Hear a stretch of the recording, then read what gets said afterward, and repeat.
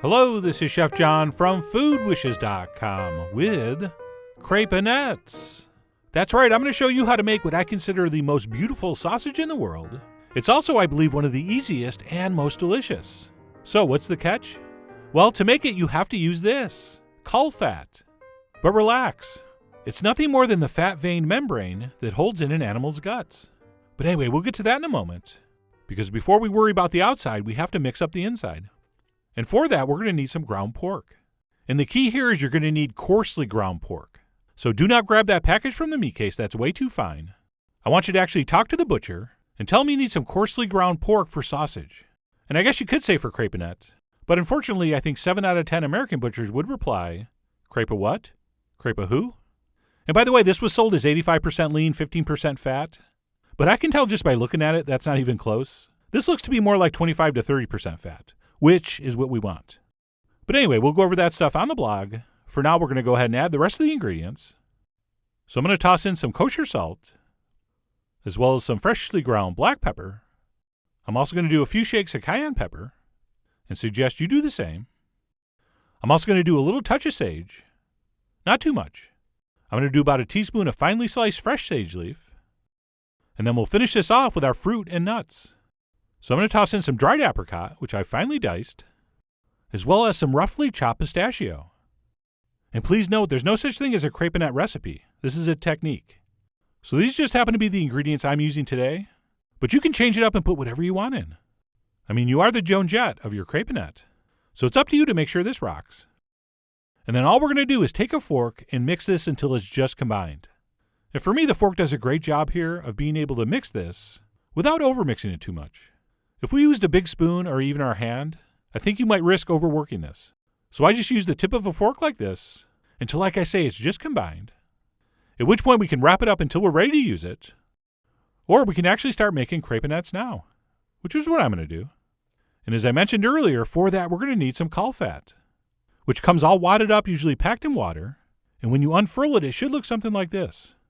All right, it's basically a see-through, super thin membrane featuring a kind of lacy structure of fat veins that kind of hold it all together.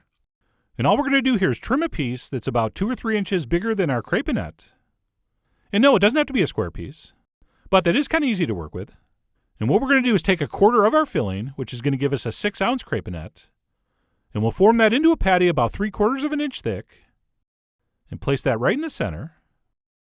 And then we'll simply wrap our crepinette as shown, so that all our seams end up on the bottom. And if you think you need to, you can trim off a little bit of the excess.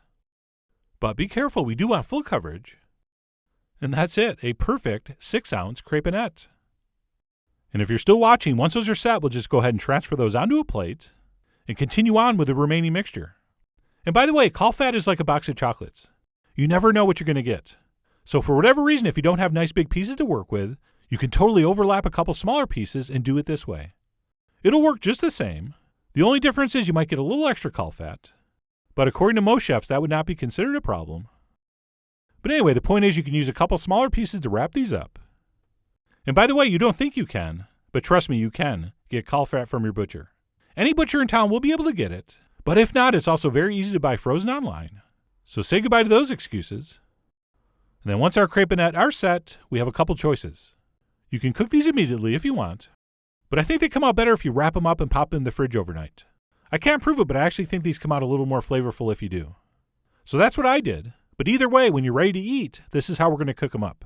So what we'll do is we'll heat a little bit of vegetable oil in a skillet over medium heat, and we will place our crepinette in seam side up. All right, so we want that nice smooth side facing down, and we'll go ahead and we'll let that side brown for about 3 or 4 minutes, at which point we will flip them over, and we will give the other side about 3 or 4 minutes. And basically what's happening here is our caul fat is sort of getting fused to our pork mixture, and not only does it create a gorgeous appearance, but it really does add a lot of flavor and moisture. And speaking of fat, as these cook, a lot of that's going to render out, and I do usually blot some of it out with a paper towel, and probably suggest you do the same. And then what's going to happen after both sides are browned for about 3 or 4 minutes, I'm going to pour in a little splash of white wine, cover this, and let it go for another 5 minutes. So that's what I did, and after about 5 minutes, it looked like this. And as you can see at this point, I do like to give them a little toss in those amazing smelling pan drippings. And by the time we've tossed those around, and they've cooked for another minute or two uncovered, that wine should be pretty much reduced, and our crepinette should be cooked through. And at this point, you could totally serve these up as is, but if you want, and I do, I'm going to turn off my heat and swirl in a little piece of butter, just to give that already shiny sauce a little extra shine and body and richness and flavor. So yes, this part is optional. But you know what people rarely say? This is delicious, but I wish they didn't add that extra butter. So I'm going to swirl that in, and as soon as that disappears, we are ready to plate up. So I'm going to go ahead and serve mine up simply next to a little slaw. And really, this thing is so gorgeous and glistening, it doesn't even need the sauce. But let's go ahead and spoon some over anyway. And then last but not least, I'm going to finish mine with a sprig of ornamental sage. I know, it's not the same as the one I used inside, but that shouldn't bother anyone. And that's it. Our crepinette is done. And if there is a more beautiful, more gorgeous member of the sausage family, I would like to see it, because this is just beyond beautiful. And yes, it does taste just as good as it looks. So let me grab a fork and knife and tear into this. And that, my friends, was just an incredibly delicious thing to eat. And like I said, you can put almost anything in these. But the dried apricots and pistachios, especially with that little bit of sage, was really nice in this. But you know what? Enough about the filling. It's all about that caul fat in the crepinette technique. I mean, not only does wrapping it in that stuff give it such a gorgeous, glistening appearance, it also adds a ton of flavor and some extra richness. I mean, we're not allowed to use unctuous anymore, but if I could, that's what I would use. But anyway, all kidding aside, when it comes to the texture and the flavor of these, they really were insane. And technically, insane in the membrane. Oh, you knew I was going to work that one in somehow.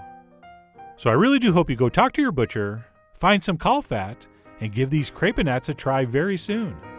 So head over to foodwishes.com for all the ingredient amounts and more info as usual. And as always, enjoy.